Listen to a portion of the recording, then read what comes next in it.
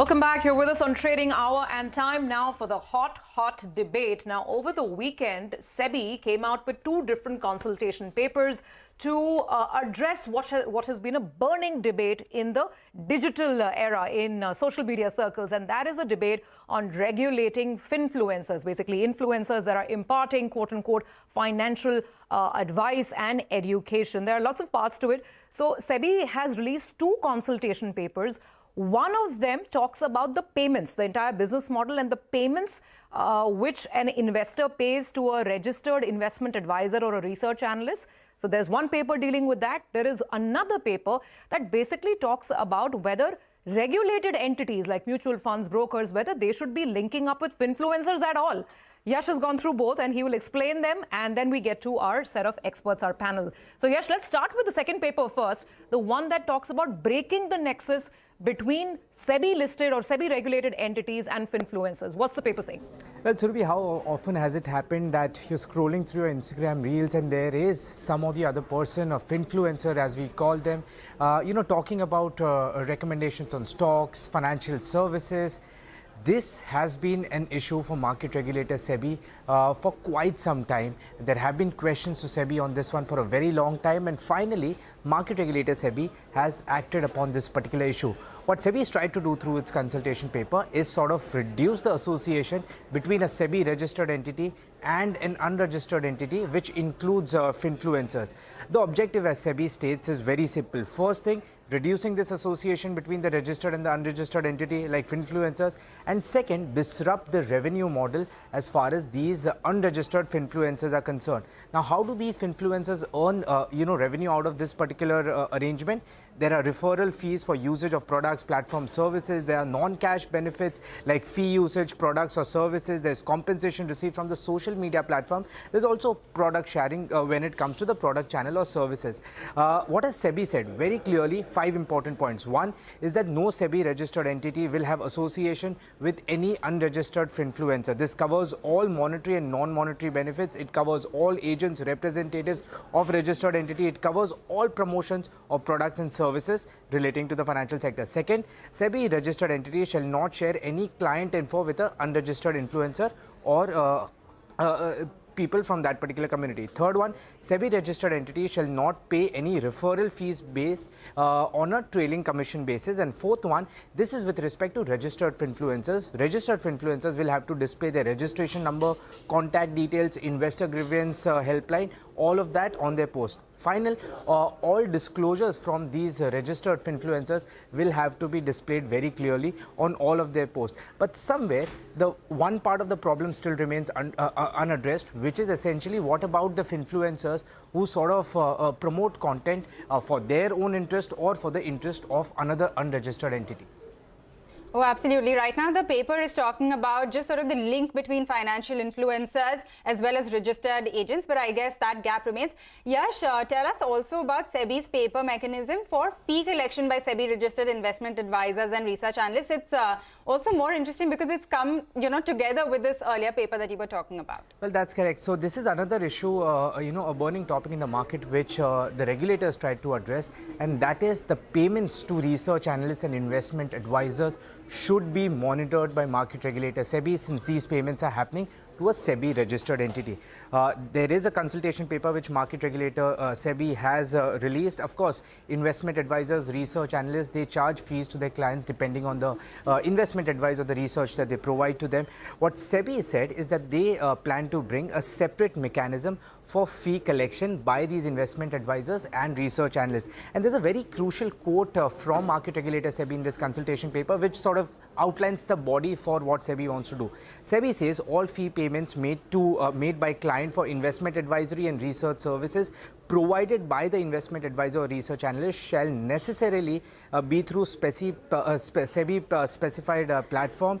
Also, any payment made outside the SEBI specified mechanism shall not be considered as payment towards investment advisory and research services, and there won't be any sort of grievance management done by market regulator SEBI if the payment is made outside this particular mechanism. Got it. Got it. Yash, Yash, we've got the gist of it. And some of the issues that you raised, we want to take them up with our guests as well. Kind of just wrap it up in a nutshell for our viewers. Two aspects. First of all, SEBI is saying that only registered investment advisors can be giving out advice to clients, and these advisors need to start collecting payment through a closed system, which SEBI is going to monitor. This is a proposal right now. This is a consultation paper, but that essentially is what SEBI is saying. We've got that. Thank you very much. Let's broaden this out to our guests. And as I do that, let's pull up a quote that kind of sums up the thought process of the regulator.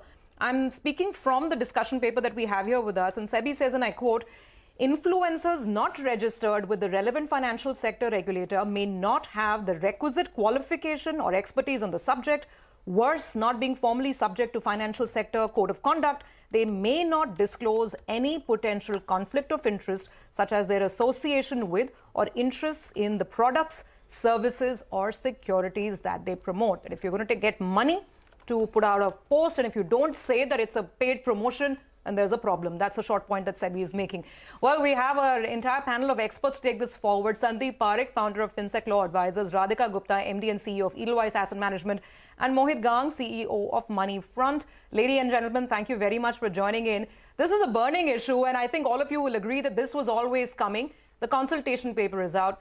Sandeep, your first thoughts, does it sound reasonable? Does it sound too onerous? Because the FinFluencers say, and I was talking to some of them yesterday, don't throw the baby out with the bathwater. Hi. So I think, when I read the paper, I think it does actually, it segments influences into two buckets, really. And I think it does the exact opposite of throwing the baby out with the bathwater, which is it throws out only a little bit of the bathwater. And I'll explain that. Broadly, this divides influencers into registered people and unregistered influencers. And I think that's mainly coming from the fact that SEBI, I don't think they want to start regulating lakhs of so-called influencers. So they've said that once you come within our umbrella, you need to make relevant disclosures, you need to have some investor grievance mechanism, etc., and you need to publicize that. And then you can say that you register with SEBI. As opposed to that, my guess is 99% of the people are not going to fall within the registration, because obviously they don't want to fall within the scrutiny of the regulator, which is why the whole problem has really cropped up in the last 2 years of giving kind of all kinds of random advice. And more than random advice, I think a lot of it is just conflicted. They're getting paid from A party or B party without a disclosure. So I'm not sure the problem is going to go away, but I do think SEBI is kind of going to regulate it in a thoughtful manner, which it is capable of doing instead of trying to regulate lakhs of people. Okay, let's bring in Radhika into the chat as well. Radhika, there's two parts to it, right? One, I think most agree that there is need to regulate this universe. I mean, you need to pass all kinds of exams to even teach a young child ABCD if you want to become a teacher. But how is it that there's no regulation or no oversight when you're teaching complex derivative trading strategies and whatnot, when we know what's happening on YouTube, right? So how does one strike a balance? And are you in agreement with the step that's being proposed as a first step? The industry needs to de-link itself completely with whoever is not willing to get registered. Yes, I'm in agreement. I think if you look at part one of your question, there are really two problems out here. One is the lack of qualification of people giving financial advice. To your point, if I want to, educate a child today, I have to have a certain amount of qualifications. Now, finance is serious business. If I have to be an MFD, if I have to be an RIA, there is a certain set of exams that I need to pass. So everyone else who is in the business of financial advice is held to a certain standard. And I think it's important to be held to a standard. The second issue, which in my view is a bigger issue, is one of conflict of interest that Sandeep already raised, which the paper addresses. Because again, if you are an MFD or an RIA today, similar, you're in the business of selling financial products or giving financial advice, there are so many disclosures, audits, due diligence, etc., that you need to go through that disclose why you're getting a certain amount of commission or fees for doing what you're doing. Why should you not be subject to that if you are earning money as an influencer? And we know the referral programs and all the stuff that has gone out there. And unfortunately, some of the poor consequences, particularly, products that were a little questionable have been referred for not clean incentives. Is SEBI doing the right thing? I think they are, and I think they're doing it in the best way they can. You can't go out and regulate lakhs of people. You can't attack freedom of speech. But the best thing that you can do is take your registered intermediaries, whether it's mutual funds, brokers, or anyone else, and say, hey, you guys are regulated. You should have nothing to do with this. And I think that's exactly what they're going ahead and doing. And if any influencer still wants to continue doing what they can do, be subject to a certain amount of regulation. So I think it's an absolutely right step. Okay, got that. Sandeep, coming back to you, on this, it is sort of a balancing act, right? Because, I mean, of course, you cannot go out and put a complete ban on someone saying anything that they want to over here.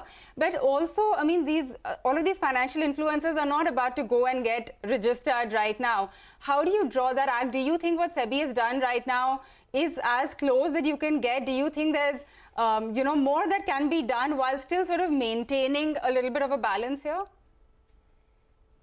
So I think SEBI is kind of, I know it's kind of win a battle, which is, by limiting the battle really instead of going after lakhs of people.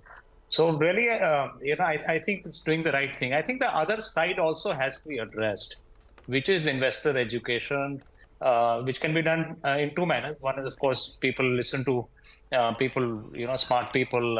We have people like Monica Halan who trying to educate investors. We have lots of investor education initiatives, the exchanges, or people start losing money. Hopefully, not enough to lose their house. But I think those are the two ways to kind of make sure that people don't listen to the snake oil townsmen that they've been listening to. So I think you beyond a point, the regulator's job is to remove ignorance from the market and not stupidity. So if somebody wants to throw the money in the ocean, there's only so much a regulator can do. So I think SEBI's approach, I think it makes a lot of sense without kind of trying to address a problem which is too large for it to really directly regulate. Okay, so two of our panelists agree that the approach is right and regulation is required. I don't think anyone can doubt or debate that. The question is, what format should it take? And some of the finfluencers that we've been speaking to, at least some of the ones that I spoke to, they say that RIA regulations are simply too stringent. They'll completely kill the industry. Is that a valid argument or not? We will ask someone who does have that registration, Mohit Gang, and he's been, of course, a part of the financial education initiatives for many, many years. So we take that break, come back, the discussion continues, and we'll get Mohit's take as well.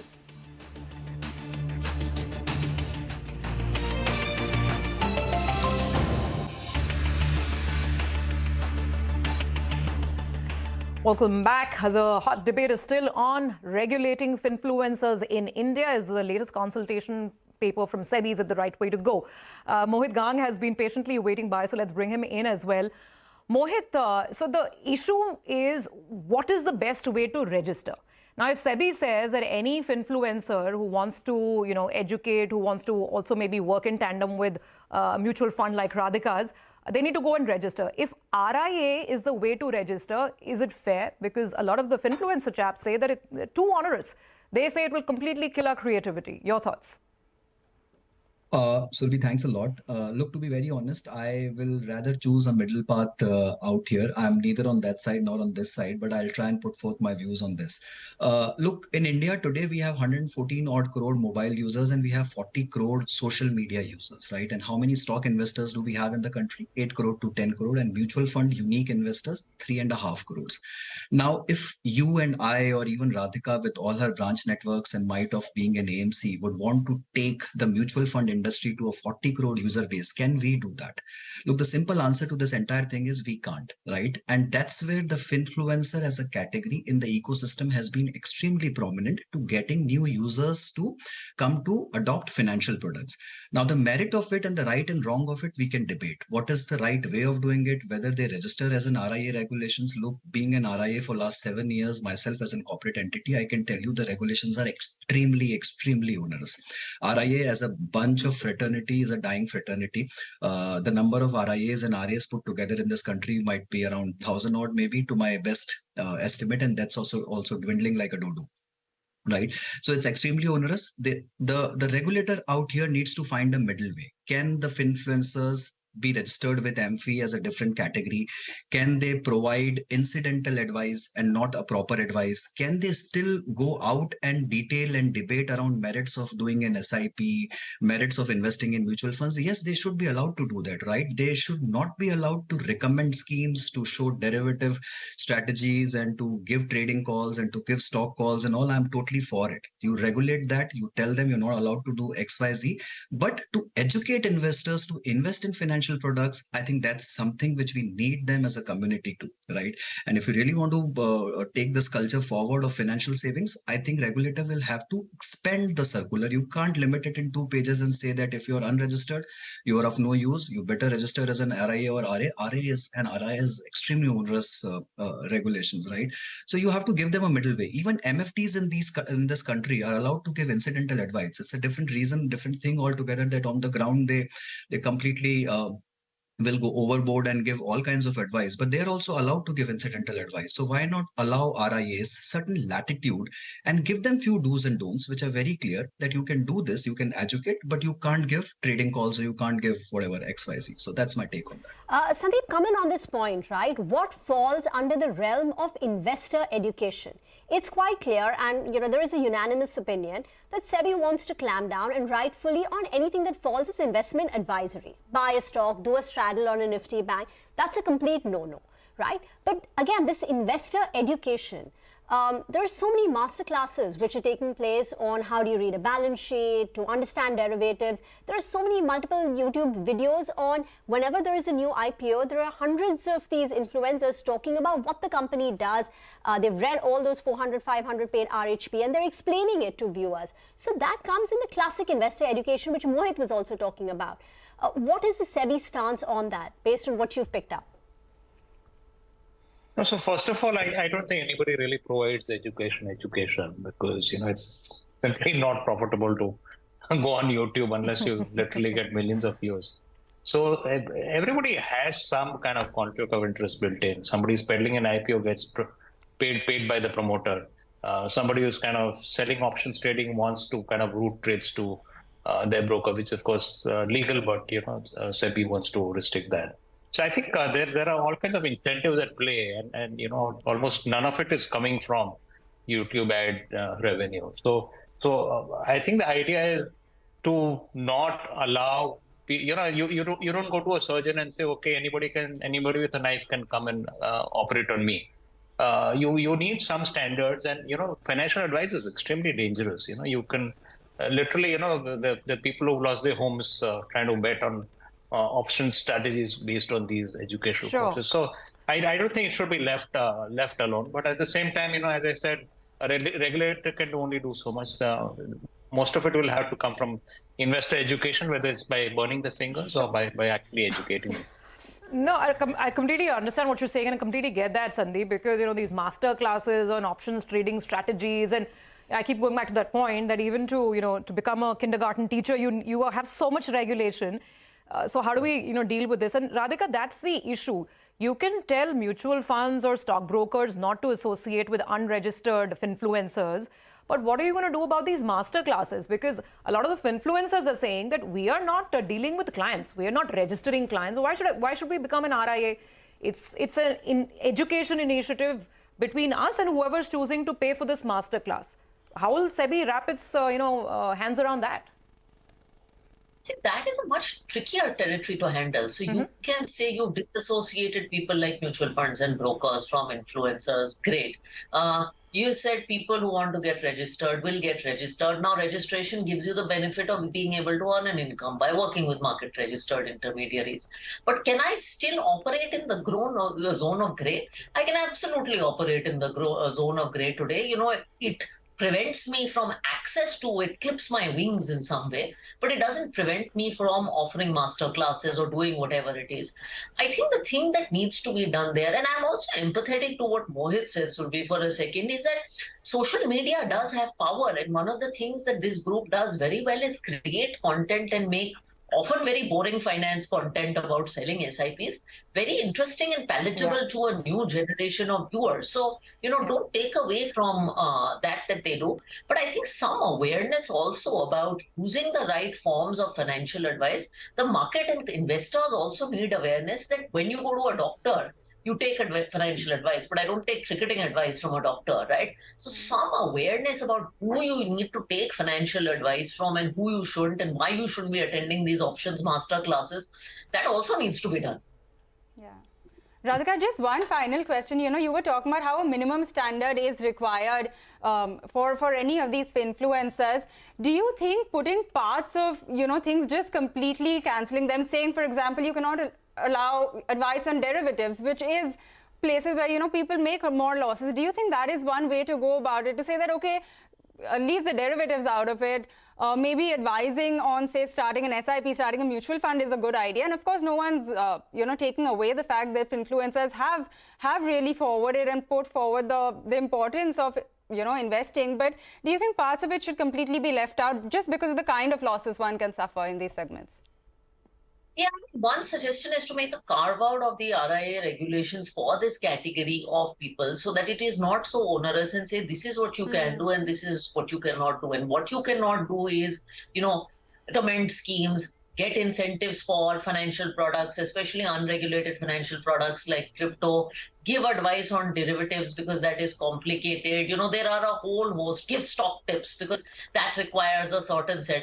So say that these people need a certain amount of education. There's a certain set of exams that they need to pass. And this is the charter that they have. This is what they can speak about and this is what they cannot speak about. And maybe if you make that a subset of one of the existing regulations, then they have some area to operate. Okay, all right. Thank you very much, all three of you. We're out of time, but clearly this is a debate that will go on. This is only a consultation paper.